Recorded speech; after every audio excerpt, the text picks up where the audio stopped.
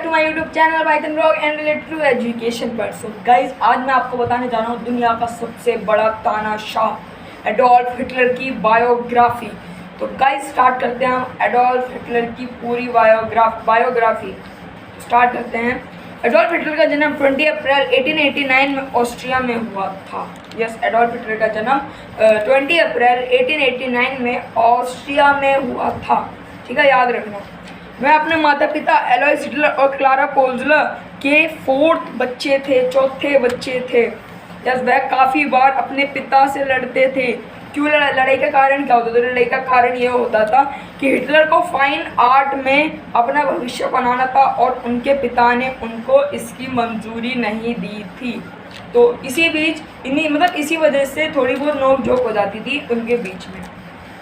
Okay, तो जब Hitler के छोटे भाई एडमंड की मृत्यु 1900 में हुई तब उसका असर हिटलर पर काफ़ी हुआ। ओके, लेकिन अब एक चीज़, उनकी रुचि किसमें थी वो मैं बता दूँ आपको। उनकी रुचि जर्मन के नेशनलिज्म में काफ़ी थी और उनका जर्मन नेशनलिज्म उनके जीवन का एक हिस्सा बन गया। लेकिन अचानक ही हिटलर के पिता एलोइस हिटलर की मृत्यु 1903 में हो गई। उसके बाद उनकी माँ ने कहा कि हमारे पास इतने पैसे नहीं हैं, हम तुम्हारी स्कूल की फ़ीस कहाँ से भरेंगे, इसलिए तुम स्कूल छोड़ दो। उसको स्कूल छोड़ने की अनुमति दे दी। फिर दिसंबर 1907 में हिटलर की माता का भी देहांत हो गया और वह अनाथ हो गए। फिर वह वियना चले गए और वहाँ वह मजदूर और चित्रकार बनकर काम करने लगे। एडोल्फ हिटलर ने एकेडमी ऑफ फाइन आर्ट में 2 टाइम्स अप्लाई किया, लेकिन वह दोनों बार रिजेक्ट हो गए। उनके पास इतने पैसे नहीं थे। ओके, तो उनको कोई पेंशन अनाथ के रूप में कुछ पेंशन मिलती थी और वो पोस्ट कार्ड बेचकर भी कुछ ना कुछ पैसे कमा लेते थे, लेकिन उनके पास कोई घर नहीं था। हाँ जी, वो होमलेस थे उस टाइम।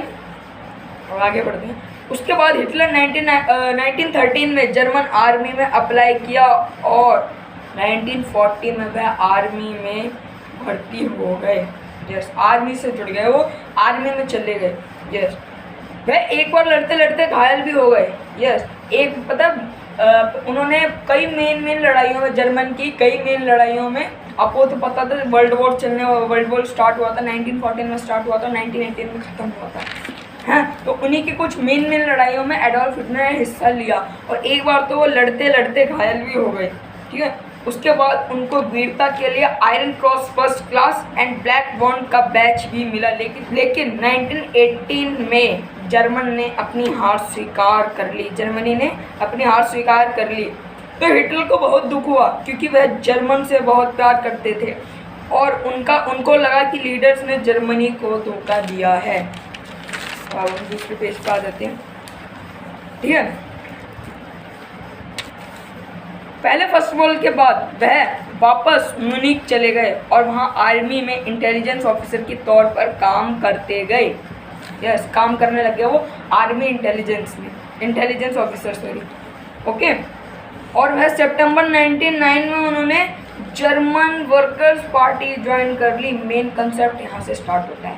यस, मेन कंसेप्ट यहाँ से स्टार्ट होता है कि 1919 में जर्मन वर्कर्स उन्होंने पार्टी ज्वाइन कर ली और फिर उस पार्टी का नाम बदलकर national socialist German workers party रख दिया गया और इस पार्टी को नाजी पार्टी भी कहा जाता है। आपने सुना होगा नाजी पार्टी।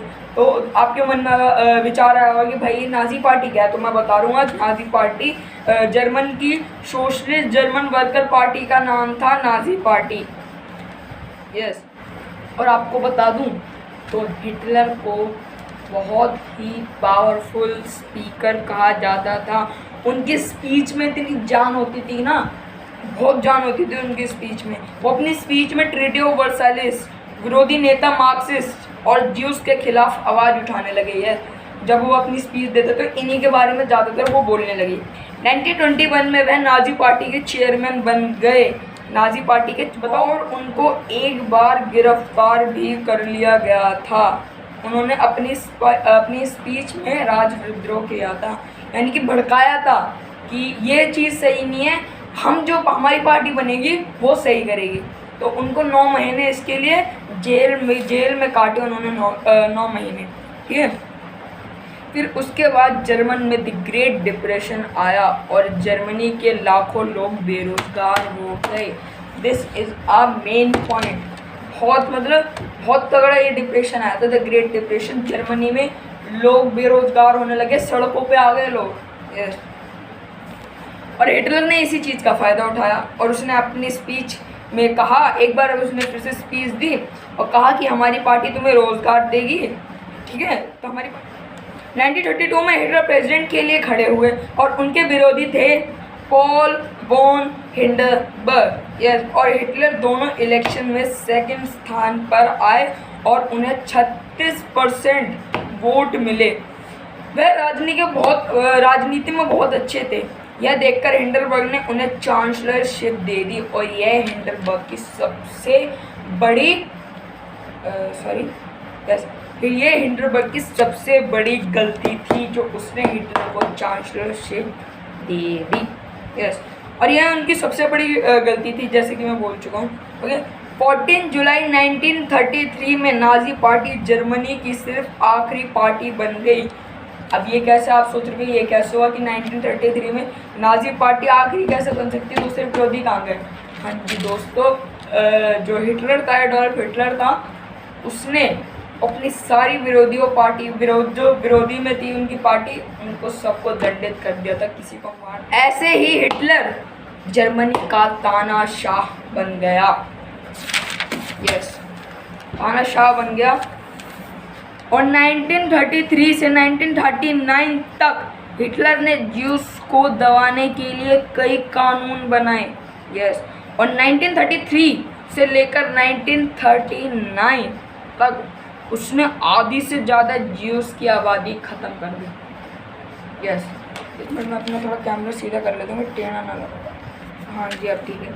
तो मैं क्या बोल रहा था आपको, 1933 से लेकर 1939 तक उसने ज्यूस की आधी से ज़्यादा आबादी ख़त्म कर दी। उनके लिए उन्होंने हिटलर ने ज्यूस को मारने के लिए, भाई साहब इतने तगड़ा हो गया था, उसने क्या करा, अपने ऑफिसर्स थे ना जो आर्मी के तो सरहद पर खड़े होते हैं, जो पुलिस वाले थे, ऑफिसर्स थे, उनको ऑर्डर दे दिया कि ज्यूस को घर से बाहर निकाल कर गोली मारो। कईयों को कंसंट्रेशन कैंप, उसने हैंडीकैप लोगों को भी नहीं छोड़ा, उसको भी मारा, गोलियां मार दी, कई को कंसंट्रेशन कैंप। और दोस्तों आपको बताऊं कंसंट्रेशन कैंप कैसे होते थे उसके। कंसंट्रेशन कैंप में वो जैसे कि छोटा सा कमरा है, ठीक है, उसमें उसने कम से कम 100 लोगों को घुसेड़ा, दबा के घुसेड़ा 100 लोगों को भाई। ठीक है, हमारे आसपास तो अभी तक अगर 10 लोग भी बैठ जाते तो भी हमें गोटा में डाल दिया। छोटे से कमरे में उसने 100 को घुसेड़ा और उसमें एक पाइप थी जिससे उसने जहरीली गैस घुसेड़ी, यानी उन लोग, लेकिन वो लोग कौन से थे, सिर्फ ज्यूस थे और वो काले लोग थे। यस, उनको उसने घुसेड़ा। तो इतना गलत काम किया इसने, मतलब जिन लोगों ने उसको जिताया, भाई ज्यूस ने भी तो वोट दिए होंगे, जिन लोगों ने उसको जिताया उन्हीं को उसने मारा। ठीक है, कंसंट्रेशन कैंप बहुत तगड़े थे। मैं आपको बताता हूँ कि आप एक बार गूगल पे सर्च मारना हिटलर कंसंट्रेशन कैंप, या फिर एक मूवी बनी है the boy of step pajama. Yes, एक वो कंसंट्रेशन कैंप के एक बच्चे ने वो लिखी थी, यानी उस बच्चे की कहानी है वो, जो कंसंट्रेशन कैंप में हिटलर ने घुसेड़ा था। छोटे छोटे बच्चों को स्कूल जाने से मना कर दिया था ज्यूस के, हैं। और वहाँ के जो बच्चे पढ़ते थे ना, आर्यन बच्चे पढ़ते थे वहाँ स्कूलों में ज़्यादा, उनको हिटलर पढ़ता क्या सिखाता था, जैसे कि मैथ्स में 3 में से माइनस कर लो 2, कितना हो गया 1। वो ऐसे सिखाता कि 3 ज्यूस में 2 ज्यूस को मारोगे तो कितने ज्यूस बचेंगे, 1 ज्यूस बचेंगे। ऐसे वो पढ़ाता था वहाँ के लोगों को। ये मैं नहीं कह रहा हूँ, ये मैंने अपनी रिसर्च करी है। और क्लास 9 के एक चैप्टर है the rise of Nazi party, उस चैप्टर में भी है, वो मैंने पढ़ा हुआ है क्योंकि मैं अभी 10th में हूँ, तो मैं उसी को देखकर बता रहा हूँ। ठीक है, 1939 में हिटलर ने पोलैंड पर कब्जा कर लिया और 1939 से वर्ल्ड वॉर चालू हुआ। वर्ल्ड वॉर 1939 से लेकर 1945 तक चला और 1945 में जर्मनी वर्ल्ड वॉर 2 हार गया।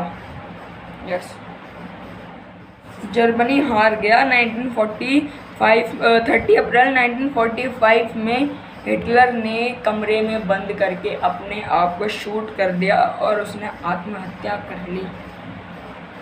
ठीक है, तो अब मैं आपको बताता हूँ एक्सिस पावर और अलाइज पावर में मतलब कौन कौन थे। एक्सिस पावर जो गलत लोग थे हैं, और अलाइज पावर जो ठीक लोग थे, जो ठीक उसके लिए लड़ रहे थे, और एक्सिस पावर जो मतलब गलत चीज़ के लिए लड़ रहे थे। तो एक्सिस पावर में थी जर्मनी, इटली और जापान, और अलाइज में थे France, great Britain, USA and Soviet union. तो गाइज आज का आपको मेरा वीडियो कैसा लगा एक बार कमेंट सेक्शन में कमेंट करके बता देना। और guys please like and do subscribe my channel and do comments, okay, और शेयर भी कर देना। ठीक है।